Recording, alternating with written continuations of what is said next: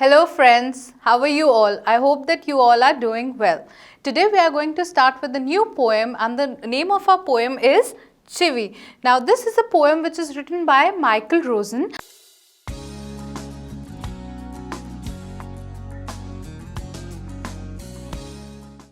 And before we enter into reading this poem and learning about this poem, we are going to understand the meaning of the word chivi.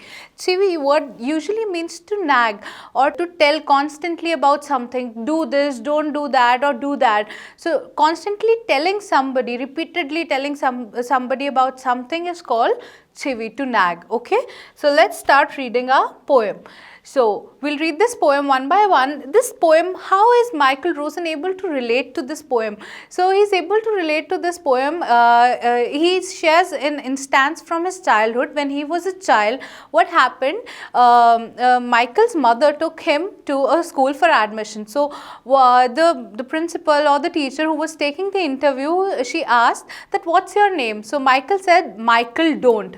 So he was so he was so full of hearing Michael don't do this, don't do that all the time. So he introduced himself as Michael don't. So on the basis of that, he's written this poem. So let us read this poem now. Grown up says things like, now grown ups means our elders, okay, our parents. Grown up says things like, speak up, don't talk with your mouth full, don't stare, don't point, don't pick your nose. These are the few things that our elder people say, like just speak up, why are you so silent, don't stare. When we keep on staring somebody, let's say we are at the restaurant, we are continuously staring at somebody, so they tell us that don't stare. Stare means to look at somebody constantly. Don't point out, oh, that is just the same watch as mine. So we are pointing out, our parents will tell, don't point out like that. Don't pick your nose. So these are few of the things our parents tell not to do. Okay.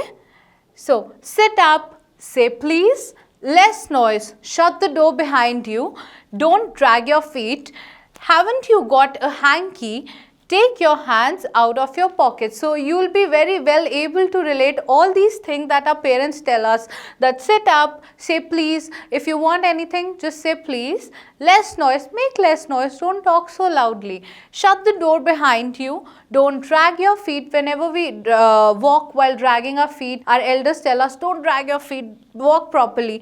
So haven't you got a hanky, take your hands out of your pocket. Suppose you're walking like that, putting your hands in your pocket. So they ask you to take your hands out. These are the common things our parents, our grown-ups tell us all the time. So it will be very easy for you guys to relate. Okay, so the next stanza goes up like, pull your socks up, stand up straight, don't stand like this, stand up straight. Say thank you. Whenever somebody gives you something, your elders tend to tell you, say thank you. Don't interrupt. Don't say in between when two people are talking. No one thinks you're funny. Take your elbows off the table. These are the things our parents tell us. Okay. Now, the last stanza says, can't you make your own mind up about anything? Okay, so here it talks about, can't you think on your own what you have to do next? So this is a poem by Michael Rosen and I hope it is clear to you. Now we'll be moving on to the question answers of this poem. Let's move on. Now the first question is, when is a grown-up likely to say this, don't talk with your mouth full? Just think about it. It's a very simple question. When do you think a grown-up will tell you that don't talk with your mouth full? A grown-up will tell you that don't talk with your mouth full only when you are eating and you are talking. So whenever you are doing that, you are going to be told by a grown-up that don't do that way. Okay, don't talk while eating.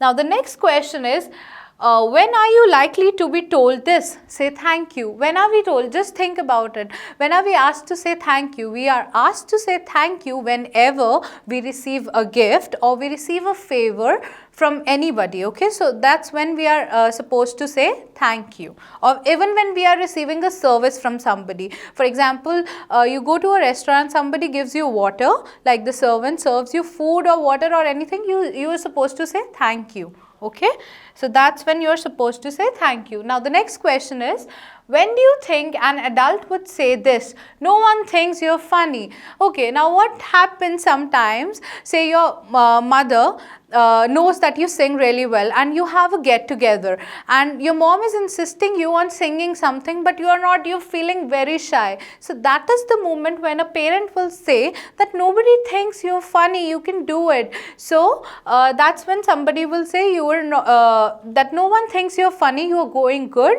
so you should perform this. Whenever you think that everybody will think you're funny and you feel underconfident about anything, that's when your parents will tell you that it's not funny, you can do this. Okay, this is the first way when the parents can say that it's not funny. And the other way, when you're doing useless things, that's also when your parents can say it's not funny what you think. If you're cracking a joke in the middle of any conversation, this is the second part when your parents can use this line. Okay, so let's move on to the next question.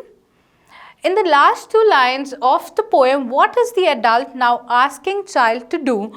Do you think the poet is suggesting that this is unreasonable? Why? Now, last two lines. What were the last two lines? Now, the last two lines were, can't you make your own mind up about anything? The question is basically based on these two lines. Now, keep these lines in your mind. Okay, now we'll move forward. Now the question asks, what is the adult now asking the child to do? So first of all, the adult is asking the child to take up his own decisions. Like the adult is saying that I'm not going to tell you everything about it, like do this, do that. Now the adult wants the child to take up his own decisions, grow up and take up his own decisions. Now, do you think the poet is suggesting that this is unreasonable? Why? According to the poet, this is unreasonable. Why is it unreasonable? Just think about it. According to Michael Rosen, it is unreasonable because if somebody constantly tells you, do this, do that, sit up, stand up, somebody is instructing you all the time, you are unable to think on your own. So that is why Michael Rosen just thinks that this is very unreasonable. How can I do things on my own when all the time my adults are instructing me on doing everything? So he thinks that it is unreasonable. Okay, now moving on to the next question. Now the last question is, why do you think grown up says the kind of things mentioned in the poem? Now first of all, the first part of the question is, why do grown ups instruct us all the time?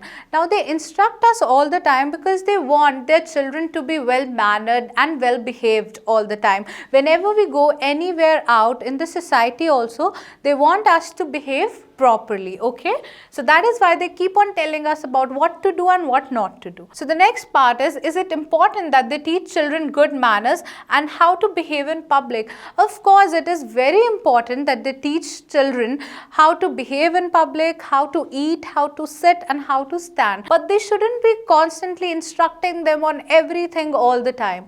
So that's all with this poem. I hope you've understood this poem. We'll be meeting in our next video discussing our next poem. Until then, take care.